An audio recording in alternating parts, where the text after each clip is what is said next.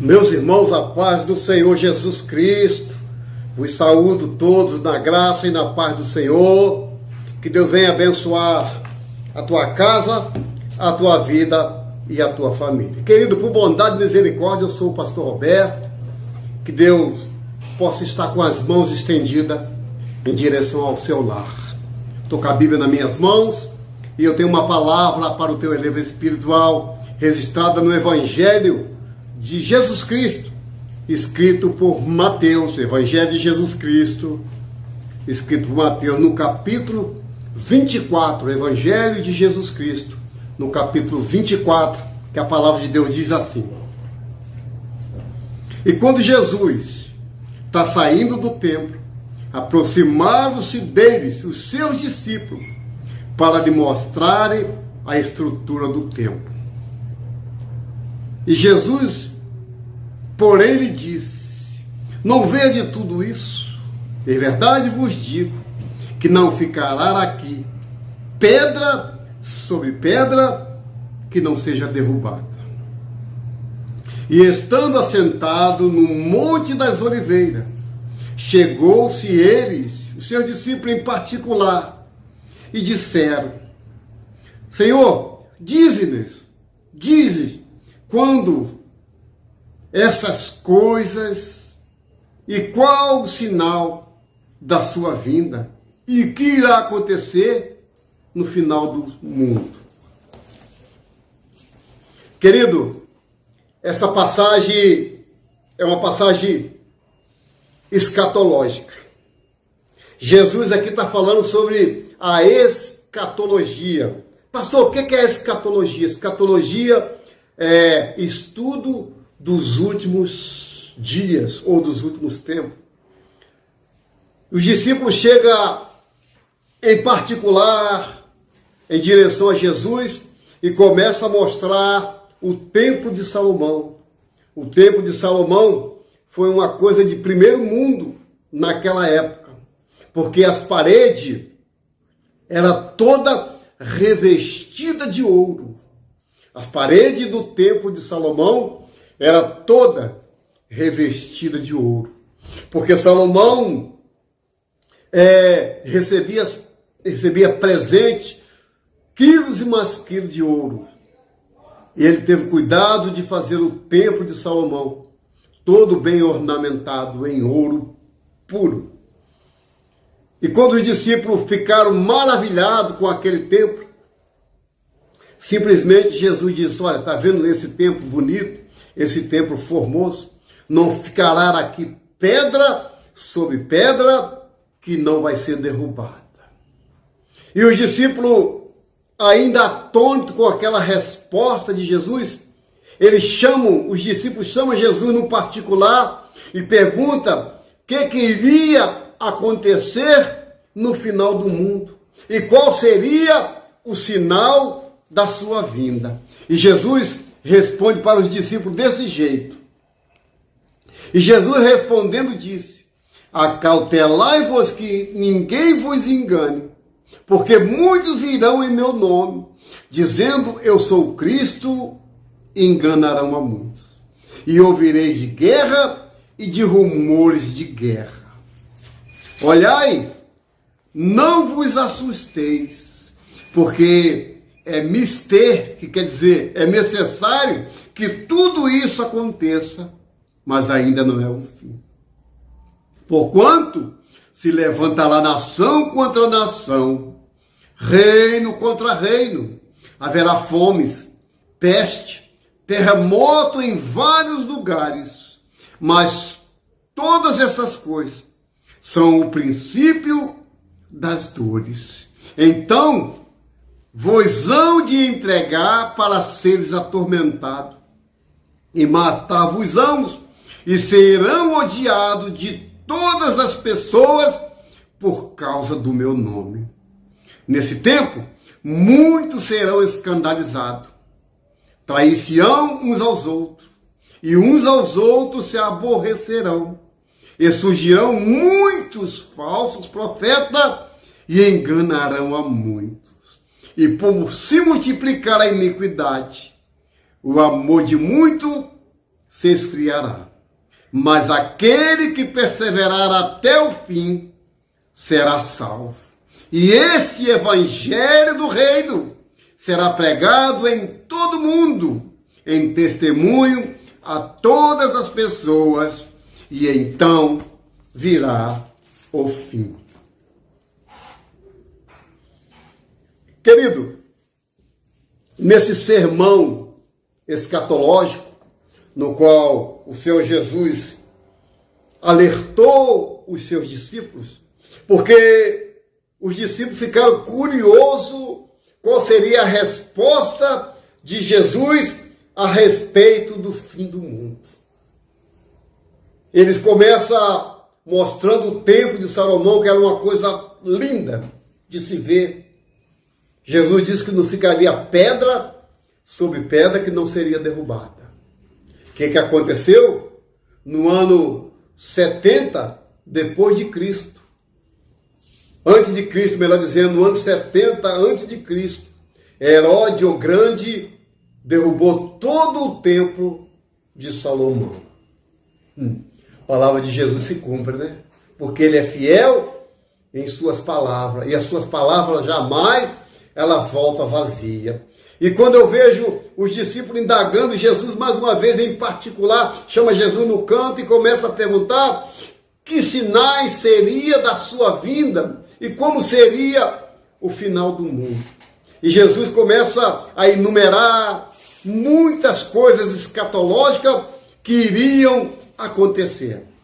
Eu acho curioso nessa história aqui que Jesus disse assim, olha, acautelai-vos que ninguém vos engane, porque muitos virão em meu nome, dizendo eu sou Cristo, e enganarão a muitos.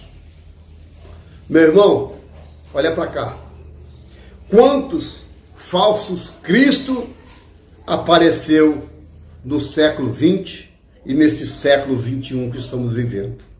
Quantos homens se apareceram dizendo que era o Cristo e arrebatou multidões a seguir? Muitos, muitos, muitos. Se você entrar na internet, vocês verão quantas pessoas dizendo eu sou Jesus Cristo. Muitos. E um deles mora em Jandaia do Sul, chamado Álvaro. Álvaro é o nome dele. O nome verdadeiro dele é Álvaro. Só que ele se intitula Henri Cristo. Henri Cristo. É uma forma de enganar, principalmente, se possível, os escolhidos. O que eu vejo é nessa história que as palavras de Jesus, ela sempre foi, sempre será um alerta para a minha e para a sua vida. E ele disse, e ouvireis de guerra e rumores de guerra. Querido, talvez você esteja se perguntando, mas desde que o mundo é mundo, sempre existiu guerra. Sim, sempre existiu guerra. E a maior guerra que passamos se chama guerra espiritual. Essa guerra é travada todos os dias na nossa vida. Todos os dias uma guerra diferente é travada dentro de cada ser humano. Então, e ouvireis de guerra e de rumores de guerra. Se você ligar a televisão, o celular, a internet, todo dia estourou uma guerra em tal país. A guerra foi deflagrada em tal lugar. Todos os dias tem rumores de guerra. Mas Jesus diz assim, ó, não vos assustei, porque é necessário que tudo isso aconteça, mas ainda não é o fim. Então, Jesus diz que é necessário que essas guerras aconteçam, mas ainda não é o fim. Porquanto se levantará nação contra nação, reino contra reino.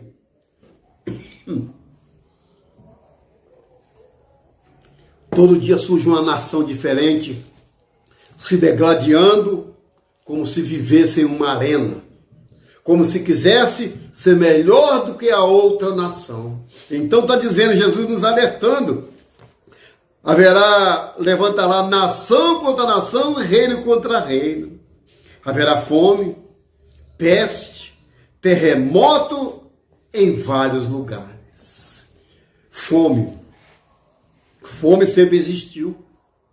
Sempre existiu a classe rica, a classe pobre. Sempre existiu fome, principalmente no nosso país chamado Brasil. Se você for no estado de São Paulo, no Rio de Janeiro, em Minas Gerais, aqui no Vale do Jequitinhonha, se você for na África, se você for em vários países, sempre existiram fome. Só que a fome que hoje o povo está passando não é nem a fome do alimento, mas sim a fome de ouvir a palavra de Deus. Porque hoje ainda temos o livre-arbítrio de ouvir, de pregar a palavra de Deus. Mas vai chegar uma hora que a Bíblia será tirada, como existe a janela 10/40. Essa janela 10/40, o evangelho não entra. As pessoas não podem andar com Bíblia nos países vermelhos, como China, como Rússia, como países comunistas. A Bíblia não pode ser pregada. Então, haverá fomes e peste. Pastor, o que é peste? Peste são doenças inventadas pelo ser humano, pelos cientistas, como houve a Covid-19, como está sendo a dengue hemorrágica, como tantas outras, chikungunya, como tantas outras doenças de pele, que os médicos não descobrem a cura, porque é necessário, Jesus disse que tudo isso aconteça, mas ainda não é o fim. Peste, fome, terremoto em vários lugares. Talvez você esteja se perguntando, pastor, mas terremoto sempre teve, sim. Terremoto sempre teve. Mas a frequência que hoje surge terremoto é muito mais do que antigamente. As placas tectônicas que formam o terremoto, elas estão se deslocando cada dia mais. Cada vez mais, essas placas tectônicas estão se deslocando uma da outra para haver furacões, terremoto, tempestade, maremoto. Tudo isso Jesus disse que era necessário. Mas Jesus disse, mas todas essas coisas são os princípios das dores. Pastor, o que é princípio de dor? Você já viu uma mulher grávida? Quando está prestes a dar à luz, o que acontece? Começa as dores de parto. Começa as contrações vindo. Uma hora ela vem forte. Outra hora vem devagar. Outra hora acelera mais o processo. Até que vem a dor insuportável do parto. Principalmente se for parto normal. Então, essas dores de parto é que a igreja de Jesus Cristo está vivendo nos dias de hoje. Porque foi alertado no próprio sermão que Jesus pregou aos seus discípulos, para que ele ficasse interessado como seria o fim do mundo. E ele diz mais, então vos hão de entregar para seres atormentados. Hoje, ainda não existe perseguição aqui no Brasil.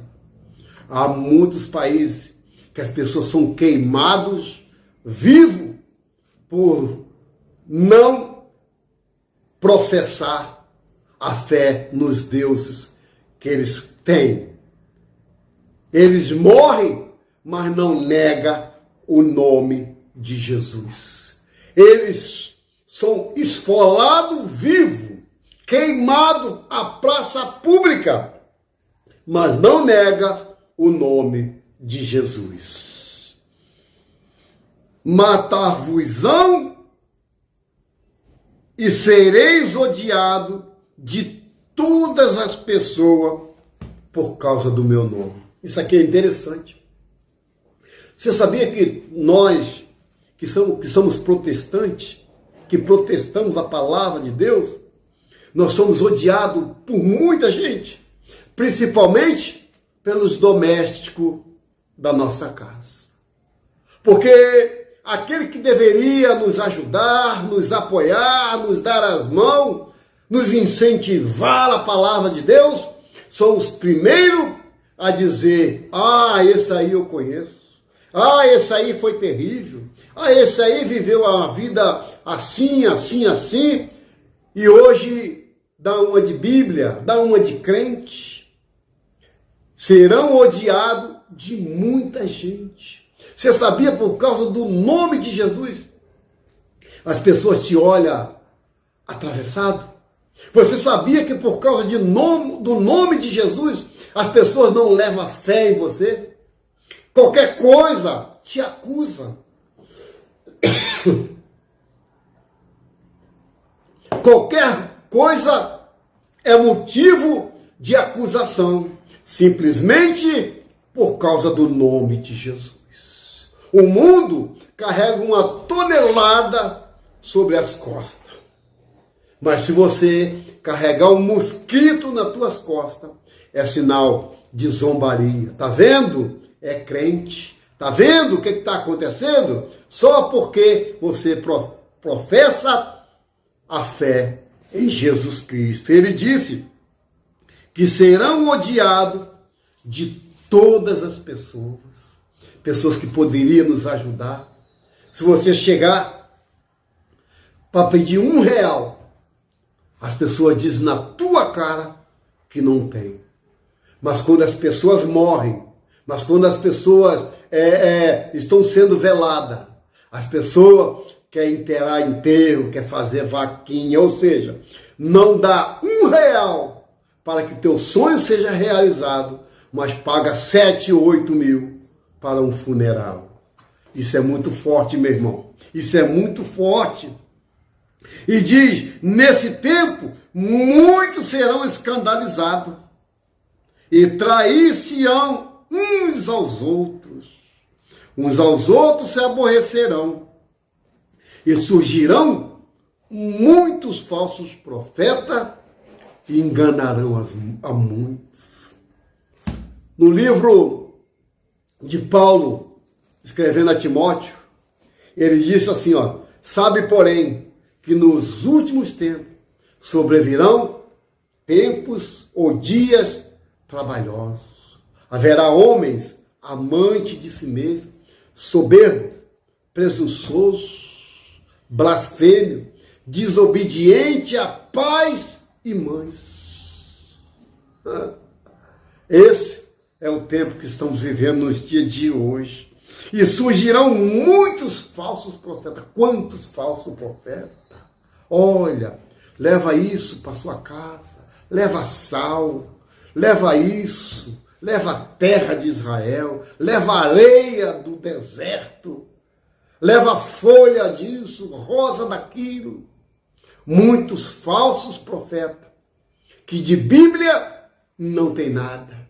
Prega o bem bom da terra, mas esquece da vida vindoura. Mas esquece que lá no futuro há uma vida que vai ser eterna.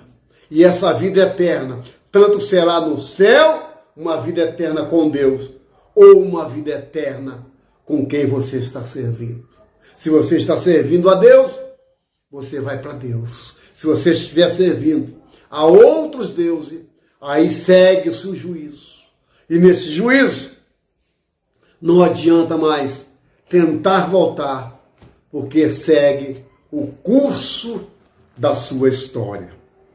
E por se multiplicar a iniquidade, o amor de muitos se esfriará.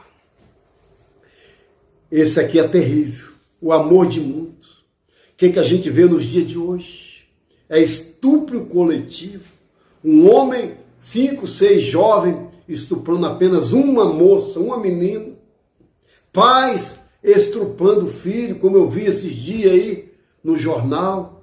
A menina em coma e o estupro sendo praticado com o pai, com a filha dele em coma. Sabe o que é isso? É o amor se esfriando. Como essa Susana Richthofen matou seus pais por causa de herança. Esse caso da família Nardoni, que jogou a menina do prédio. Isso são coisas para eu e você ficar esperto, ficar alerto, porque o amor está se esfriando. E quando isso é o mundo. E quando eu entro para a parte da igreja, eu vejo igrejas geladas, igrejas frias, que parece mais um sepulcro caiado, que por fora é tudo bonitinho, é mármore, Carrara, é granito por fora, mas por dentro são ossos secos, podres. Quando eu entro nesse lado espiritual que é a igreja, o amor se esfriando, porque não existe mais palavra de Deus nas igrejas. Passa o culto cantando, passa o culto apresentando, passa o culto fazendo coreografia.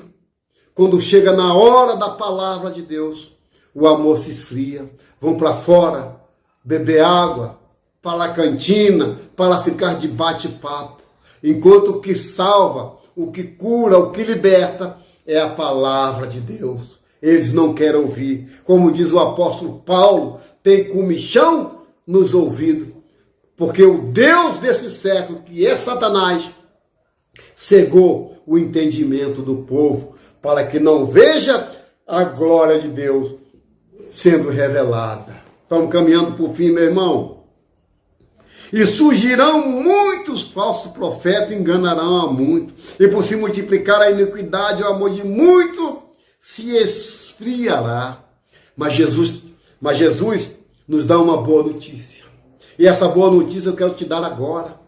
Eu quero te dar essa boa notícia para você alegrar o teu coração, porque a palavra de Deus diz assim, o próprio Senhor falando.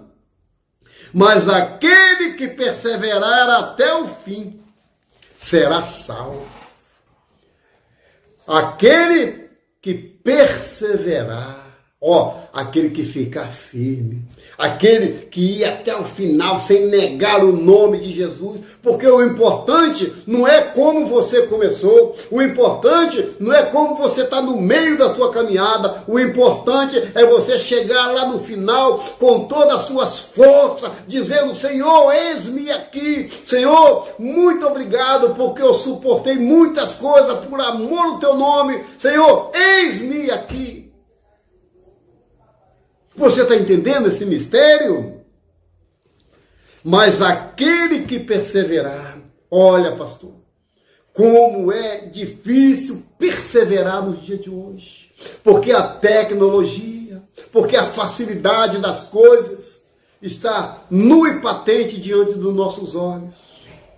Mas eu não tenho que olhar o que está nu e patente. Eu tenho que viver na fé. Eu não quero viver na vista como muitos vivem. Eu quero viver pela fé na palavra de Deus, que é lâmpada para os meus pés, que é luz para o meu caminho.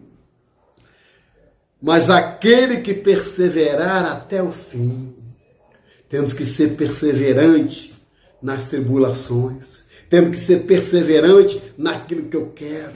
Porque muitos começam muito bem, com todo fogo, profetizando, rodando, pulando, sapateando. Mas qualquer vento de doutrina, as pessoas se afastam. Sabe por quê? Porque a raiz, desde descer, a raiz subiu. Eu só vou ter estrutura do Evangelho quando as minhas raízes for firmada ou fincada na pedra fundamental da igreja, que é Jesus Cristo, na rocha labadachô, na rocha eterna, que é Jesus Cristo. Então temos que perseverar. Está difícil? Persevere. Está sendo perseguido? persevere. Não está aguentando mais, mas continue perseverando. Diz que não vai aguentar, mas persevere. Espera mais só um pouquinho de tempo. O que fez a promessa é fiel e ele vai cumprir todos os dias da sua vida. Basta você perseverar. Agora que estamos chegando no final, meu irmão e minha irmã, olha, falta pouco tempo. Espera mais um pouquinho. Vamos esperar. Já estamos chegando ao final dos tempos. Breve, a trombeta vai soar. Jesus vai arrebatar os seus, vai tirar os seus dessa terra podre. Mas temos que perseverar. Não adianta eu conquistar tudo hoje, mas naquele grande dia o Senhor disser que não conhece. Então temos que perseverar da agora para frente, mais e mais e mais. Porque todos os dias o pecado bate à nossa porta. Porque todos os dias uma coisa nova surge para tirar o foco do céu, para tirar o alvo que é Jesus Cristo, caminhando por fim. E este evangelho do reino será pregado em todo mundo. Deixa eu te explicar uma coisa sobre esse evangelho do reino. Esse evangelho do reino será pregado em todo mundo. Você sabe qual é esse evangelho? É o evangelho do milênio. Não é esse evangelho agora não. É o evangelho do milênio. É o evangelho dos 1000 anos. E esse evangelho será pregado em todo mundo, em testemunho a todas as gente. Então virá o fim, meu Deus. Tem países que não conhecem o evangelho. Conheceu Pelé, conheceu Ronaldinho, conhece Neymar, mas não conhece Jesus Cristo. Tem ribeirinho na Amazônia, que conhece jogadores famosos, mas não conhece Jesus Cristo. Tem pessoas que conhecem o clube, o time de futebol que escala de 1 a 11, mas não conhece Jesus Cristo. Tem pessoas que conhecem os artistas da televisão, 1 a 1 da novela, fala nome e sobrenome, mas não conhece a Jesus Cristo. Mas quando esse evangelho for pregado a toda criatura, aí vem o fim. Amém, querido? Hoje eu falei um pouquinho sobre escatologia. E eu gostaria muito que você deixasse o seu like, que você compartilhasse com seus amigos, com a sua casa, com seus vizinhos, no grupo de WhatsApp, no grupo da família. Compartilhe aí. É de graça. O evangelho pregado de graça para você. Porque dai de graça aquilo que recebeis. E eu estou dando aquilo que eu recebi de graça para você receber. Amém, querido? Por bondade e misericórdia, eu sou o pastor Roberto. E eu quero estar orando para você nesse momento. Porque chegou o momento de oração. Vamos falar com Deus. Senhor nosso Deus e nosso eterno e querido Pai. Pai, no dia chamado hoje, eu entro na Tua presença. Porque hoje é o dia que fez o Senhor, Pai. Então, me alegro e me regozijo nesse dia que chama hoje. Muito obrigado, Pai, pelas oportunidades que o Senhor tem me dado todos os dias. Porque até aqui o Senhor tem me ajudado. Muito obrigado pela minha casa, pela minha esposa, pelos meus filhos, pelos meus netos, pelos parentes. Muito obrigado, Pai, porque em meio a tanta desordem nesse mundo, jamais, Pai, jamais eu quero negar o Teu nome. Eu quero que o Senhor acenda, Pai, mais uma vez, o meu nome no livro da vida, o nome da minha esposa, dos meus filhos, dos meus netos, dos nossos parentes. Que esse nome, Pai, possa estar escrito, que quando chegar naquele grande dia, Senhor, o Senhor disser: vinde bendito do meu Pai para o gozo eterno que está preparado desde a fundação do mundo. Fica com todos nós, Pai, nos dando um dia de paz, um dia de vitória e, acima de tudo, Deus, um dia de salvação. Muito obrigado, Senhor. muito obrigado. Eu só tenho de agradecer, porque até aqui o Senhor me ajudou. Amém, meu querido? Amém, minha irmã? Que Deus abençoe a tua casa, a tua vida e a tua família. Estou com a Bíblia aqui nas minhas mãos e eu te peço, medita na palavra de Deus. Medita, porque a palavra de Deus, examinai as Escrituras. Não leia a Bíblia por ler, não. Lê por ler, sem ler jornal, lê revista, lê conto de fada, mas a Bíblia está aqui. A Bíblia foi feita para você meditar, para você não folhear ela, para deixar num canto com o Salmo 91. A Bíblia foi feita para você meditar na santa e sacro palavra de Deus. Fique todos com Deus, que Deus abençoe, no nome de Jesus.